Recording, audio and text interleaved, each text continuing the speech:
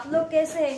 हम physically fit, mentally alert, emotionally cheerful. ये जज्बा दिन भर ही नहीं जिंदगी भर कायम रहना चाहिए, फिर आपको सफलता से कोई भी नहीं रोक सकता। बैठ जाइए। तो आज हम पढ़ने जा रहे हैं घोर और बरखा। घोर और बरखा ये दो पद है जो मीराबाई ने गाए थे। ये मीराबाई द्वारा अक्सर रचित नहीं है। मीराबाई सिर्फ इन्हें भजनों में मंदिरों में गाती थी और उनके मंडली के जो संत थे नरोत्तम दास, वो इनका संकलन करके वो लिखते थे और ये हमें यहाँ पर दिया गया है। लेकिन यहाँ पर हमें दिखाया गया है कि यह संत मीराबाई ने रचा हुआ है। तो मैं आपको मीराबाई की थोड़ी सी जानकारी दूंगा, आप ध्यान से सुनिए और मैं बाद में प्रश्न पूछूंगा। मीराबाई का संबंध राठौड़ों की एक उपशाखा मेड़तिया वंश से था। मीराबाई राव दुदाजी के चौथे पुत्र रत्न सिंह की बेटी थी। इनका जन्म मेड़ता परगने के चोपड़ी नामक गांव में सन 1498 में हुआ था। मीराबाई के दादा बड़े धर्मात्मा व्यक्ति थे। मीराबाई बचपन से ही कृष्ण भक्त थी। इनका विवाह भोजराज से हुआ था। विवाह के कुछ वर्ष बाद ही भोजराज की मृत्यु हो गई। बाद में मीराबाई ने अपना सर्वस्व श्री कृष्ण को समर्पण किया। वह सदैव कृष्ण भक्ति में लीन रहती थी। मीराबाई के ससुर अत्यंत दयालु और स्नेही थे। उनके रहते हुए मीराबाई को कोई कष्ट नहीं हुए, लेकिन उनके देहांत के बाद मीराबाई को अनेक परेशानियां हुई। उन्हें विषपान एवं पितरी में सांप भेजकर मरवाने के प्रयास किए गए। कालांतर में वे पूर्ण वैरागीन होकर साधुओं की मंडली में मिल गई और वृंदावन चली गई। सन 1546 के लगभग श्री रणछोड़ के मंदिर में कीर्तन भजन करते करते इनकी मृत्यु हो गई। तो आपको ये सब समझ में आया? यस। कौन बताएगा कि मीराबाई का जन्म किस वर्ष में हुआ था? बताओ तुम। 1498। हाँ, बराबर।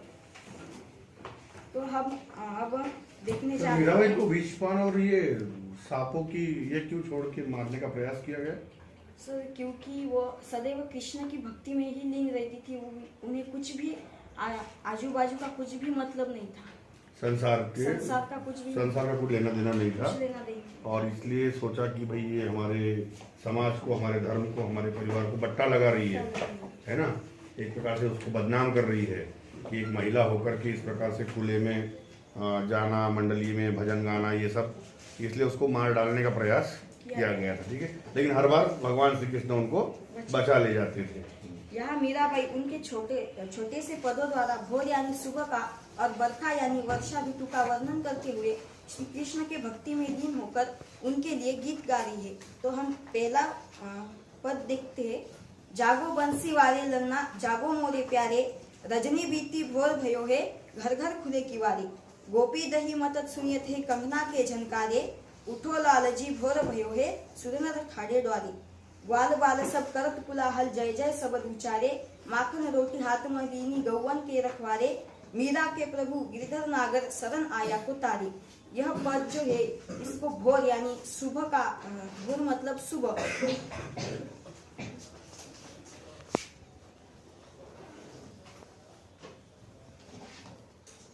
भोर मतलब सुबह। इस पद में मीराबाई सुबह का वर्णन करते हुए कहती है कि जागो बंसी वाले ललना, जागो मोरे प्यारे, रजनी बीती भोर भयो है, घर घर खुले किवारे। वह सुबह का वर्णन करते हुए कहती है कि जागो श्री कृष्ण, अपनी निद्रा से उठो। जैसे एक माँ अपने बेटे को उठाती है, उसी ममता भरे स्वरों में वह श्री कृष्ण को उठाने का प्रयत्न कर रही है।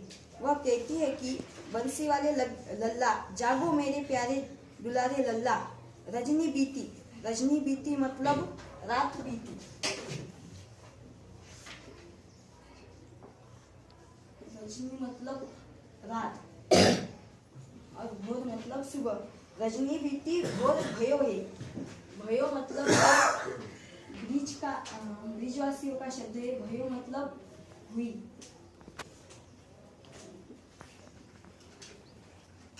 घर घर खुले किवारे,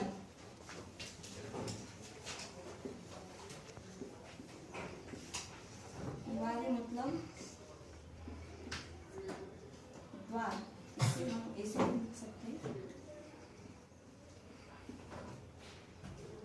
द्वार यानी दरवाजा।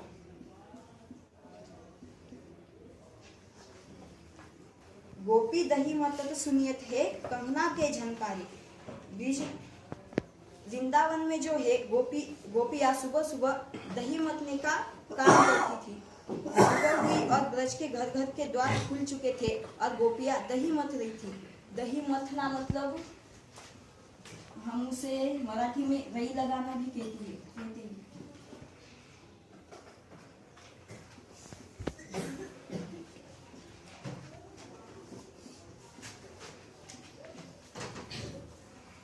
बिलौना,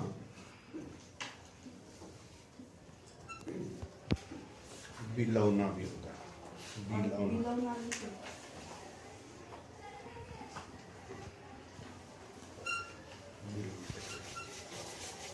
और दही मत के समय उनके कंगनों की जो झनकार है, झनकार मतलब उनके कंगनों का जो आवाज है वो सुनाई देती थी। दही मतने से या दही में रई लगाने से क्या होता है, कोई बता सकता है? बताओ आप।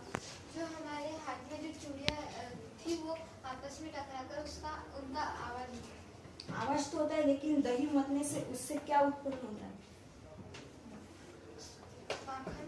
हाँ बराबर। दही मतने से उससे माखन निकलता है जो श्री कृष्ण का अत्यंत प्रिय था। मीराबाई उनको माखन का लालच देकर उठाना चाहती है। फिर मीराबाई कहती है, उठो लालजी भोर भयो है सुरनर ठाढ़े द्वारे। मतलब उठो श्री कृष्ण। सुरनर, सुरनर मतलब देवता और मनुष्य।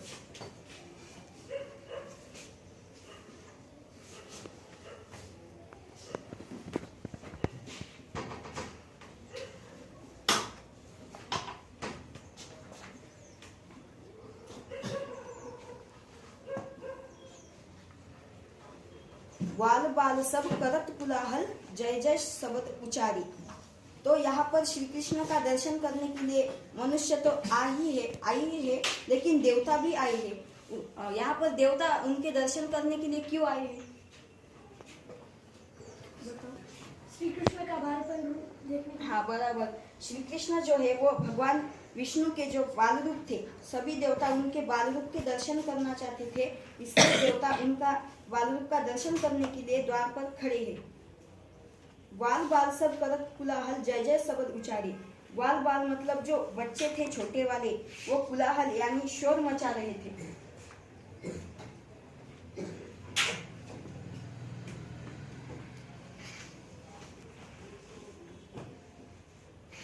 और जय जय शब्द उचार रहे थे। शब्द मतलब शब्द।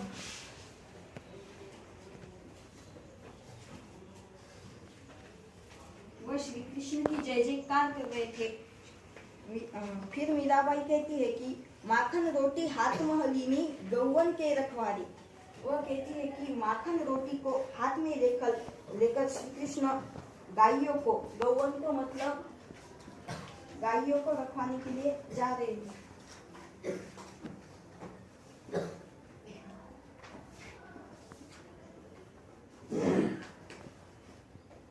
मीरा के प्रभु गिरधर नागर शरण आया को तारी। यहाँ पर मीराबाई कहती है कि उनके प्रभु गिरधर है, नागर है। गिरधर मतलब पर्वत को धारण करना।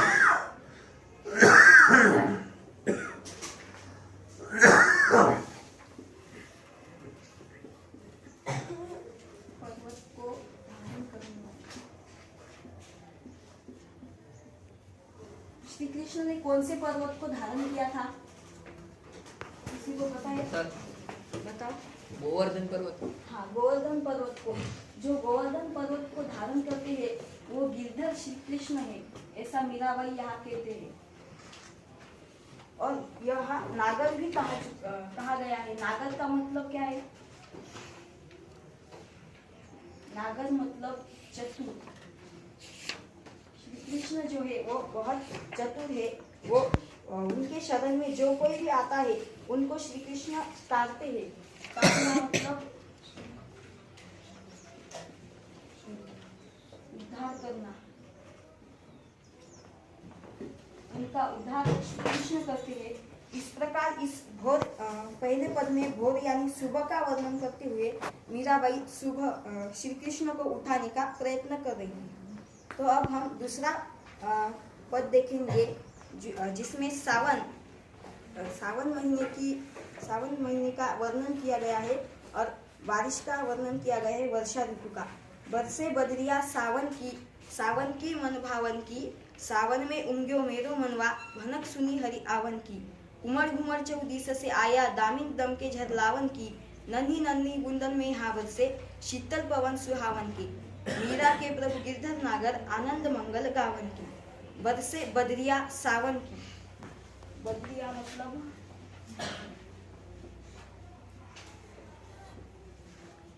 बादल।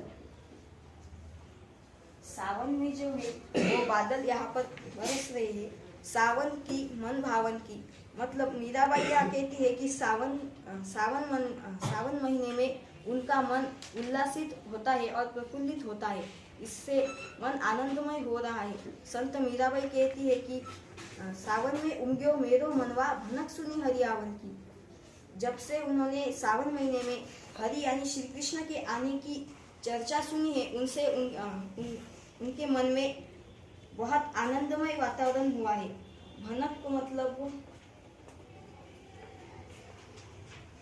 पता चलना, आहट आहट। और फिर पता चला।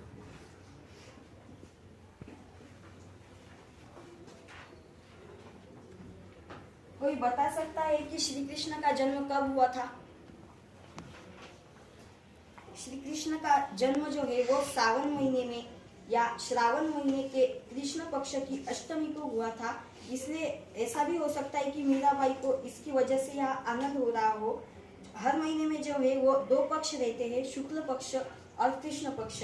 कृष्ण जी का जन्म श्रावण महीने के कृष्ण पक्ष की अष्टमी को हुआ था, इसलिए हम उस दिन जन्माष्टमी मनाते हैं। और वो कहती है कि उमड़ घुमड़ चौदीस से आया दामिन दम के झरलावन की।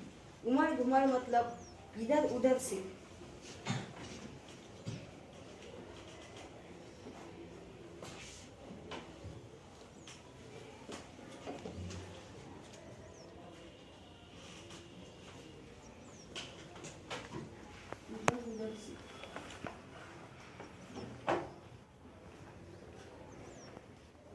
दामिन मतलब बिजली।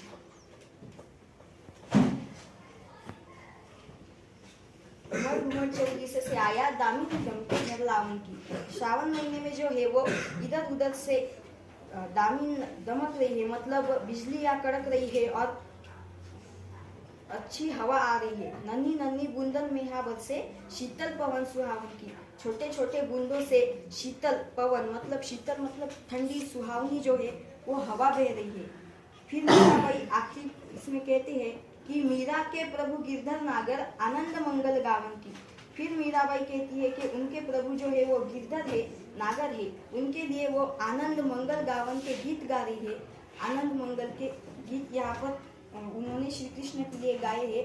इस प्रकार यह हमारा कविता खत्म हुई है। किसी को कोई प्रॉब्लम?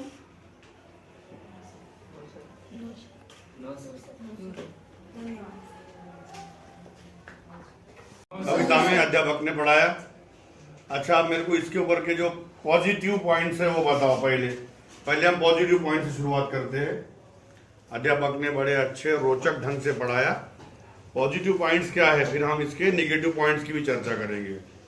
पॉजिटिव पॉइंट्स एनीबॉडी, कौन बताएगा? एक हमारा प्रयास था। जब एंट्री हुई सर तब उन्होंने मतलब हमसे कहा कि ये जज्बा दिन भर ही नहीं पूरे वर्ष तक रहेगी। Very good, very good. हाँ, मतलब एक दिन की बात, 2 दिन की बात नहीं है। और दूसरा कोई पॉइंट? हाँ सर, उन्होंने लेखक के बारे में भी बहुत बताया। हाँ, लेखक के, कवि के बारे में विस्तृत जानकारी दी। Very good sir. बता आके नहीं बताने में बताते रहिए और कुछ हाँ भाषा अच्छी थी। हाँ, बताने में वो रुके नहीं, कोई उनको व्यत्यय नहीं आया और भाषा शैली पर पूरा प्रभुत्व दिख रहा। और हो गया? हाँ सर उन्होंने एडिशनल पॉइंट बताए जैसे श्री कृष्ण का जन्म कब हुआ। यस, वो वेरी गुड। और कुछ बताया था, याद करो। और सर एक बच्चे ने सवाल पूछा था, यहाँ से एक बच्चे ने सवाल पूछा था। हाँ सर, वो कि मीराबाई को मारने का प्रयास क्यों किया था वो भी उन्होंने बताया। हाँ, वेरी गुड, वेरी गुड। हाँ, वेरी गुड। अब नेगेटिव पॉइंट भी हो सकते हैं, ऐसा नहीं कि सब पॉजिटिव होंगे। नेगेटिव पॉइंट क्या है? सर वो किताब में देख रहे थे, हमारे किताब पास के बाहर निकले नहीं, किताब के अंदर बस केवल जा करके पैर डालना बाकी रह गया था, बाकी वो आधे किताब के अंदर थे, किताब के बाहर ही निकल रहे थे। दूसरा, मुखातिब होकर बोलना है। एक अध्यापक को बच्चों के साथ आई कांटेक्ट करना है, आई कांटेक्ट करके बोलना है। और कोई नेगेटिव पॉइंट है? बहुत है, बताओ। होने भी चाहिए, क्योंकि सर्वगुण संपन्न तो कोई होता नहीं है ना। बताओ। थोड़ा थोड़ा डर था सर। थोड़ा डर था। And some silly mistake he has done. Where is the pen? Some silly mistake he has done. उस पर विशेष ध्यान देना है, क्योंकि हम कौन है? मार्गदर्शक है। अगर हम मार्ग गलत बताएंगे तो बच्चा गलत रास्ते पे चलेगा। ये देखो, यहाँ एक सिली मिस्टेक हुआ। ये क्या है? दोन धनी है ना, दोन धनी है इतना, तीन कौन नहीं। इसलिए हमको देखना है, ऐसा कोई शब्द नहीं होता जिस पर पूरी शिरोरेखा नहीं होती। अब अगर रजनी है ना, और यहाँ जो रई है ये मराठी शब्द है, ठीक है, तो बोलना मराठी में, लिखना हिंदी में मथानी, है ना। जिससे मथा जाता है उसको क्या बोलते हैं? मथानी, जिसको मराठी में रई बोलते हैं, ठीक। और गौवन के शब्द लिखना था, तो फिर यहां आ जाएगा गायों के, और फिर आता था रखवारे, ठीक है, मतलब रक्षक। ये दोनों चीजें क्लियर हो जाती थी। और एक मिस्टेक था, कहां देखा था मैं? गिरिधर होता है, गिरी मतलब पर्वत होता है। हाँ, उमड़ भी ठीक है, उमड़ भी ठीक है। इधर उधर से दामिनी बिजली बराबर है। हाँ, तारना, उद्धार करना। तो वो उद्धार उन्होंने पुरानी हिंदी में लिखा है, ये ऐसा होता है अभी, ठीक है, उद्धार। इसको अभी स्वीकृत कर लिया गया है, उद्धार को, ठीक है। और कुछ देखा था, मुझे याद नहीं आ रहा है। हाँ, यस। What is? नियम ये कहता है कि जहां स्वरों से काम चल जाए वहां व्यंजन का प्रयोग नहीं करते। तो इसलिए यहां पर कैसे होगा? हुई। ये नियम याद रखना, ठीक है ना? Yes sir. ये नियम याद रखना हमेशा के लिए। ये तुम्हारी कमी नहीं बता रहा हूं, ये अच्छे से मिस्टेक होती है ना। तो बाकी जो है, कविता की तैयारी बड़ी जबरदस्त तरीके से की गई थी, और आज मुझे ऐसा लग रहा है कि मैं सफल हो गया हूं मेरे उद्देश्य में, है ना। मैं तो बोला कि टीचर लीडर्स बनाता है ना। टीचर मार्गदर्शक होता है, मार्ग दिखाता है, आपको उस मार्ग पर चढ़ना है, कभी पीछे हटना नहीं है। समझ में आया? यस आई कैन, ये याद रखना है। मैं कर सकता हूं, कर सकती हूं। आप स्वयं से कंपटीशन कीजिए, प्रतियोगिता किसी दूसरे से करने की आवश्यकता नहीं है। जिस दिन आपने दूसरों से प्रतियोगिता की, आप दुखी हो जाओगे जीवन में। स्वयं से प्रतियोगिता की होगी। पिछले बार अभी तुमने ये इतना किया, अब अगली बार आप क्या सोचोगे? इससे बेटर मैं करूं, उसको पूरा कंठस्थ कर लूं। बताना है, मथने की स्टाइल देखो, ऐसे ऐसे मथा जाता है, ठीक है। और उससे क्या होता है? छाछ अलग निकलता है और मक्खन अलग निकलता है। दही और मही कहा जाता है, ठीक है। छाछ को क्या जाता है? मही, ठीक है। मही मतलब पृथ्वी भी होता है, महीपति मतलब राजा भी होता है, लेकिन दही और मही, ठीक है। तो बहुत अच्छा रहा। अब अगली बार जिसका भी रहेगा वो तैयार रहे, क्योंकि धीरे धीरे देखो प्रोग्रेस बहुत हो रही है। पहले किसने पढ़ाया तो हेजिटेशन के साथ, हिचकिचाहट के साथ पढ़ाया, उसके बाद दूसरे ने थोड़ी हिम्मत की, तीसरे ने हिम्मत की, आज भाई साहब ने तो पूरा जबरदस्त कर दिया एकदम। मीराबाई का जन्म, उसके बाप का नाम, उसके दादा का नाम, उसके सासरे का नाम, उसके सासू का नाम, है ना, सब बता दिया। कुंवर भोजराज को कोई परेशानी नहीं थी, लेकिन कुंवर भोजराज के जो परिवार के लोग थे उनको परेशानी थी कि भाई ये शादीशुदा महिला है और ये उठ करके लोगों की संगत में चली जाती है, ठीक है ना, ये सारी बातें उसमें बताई। बहुत अच्छा, वेल डन बेटा, वेल डन।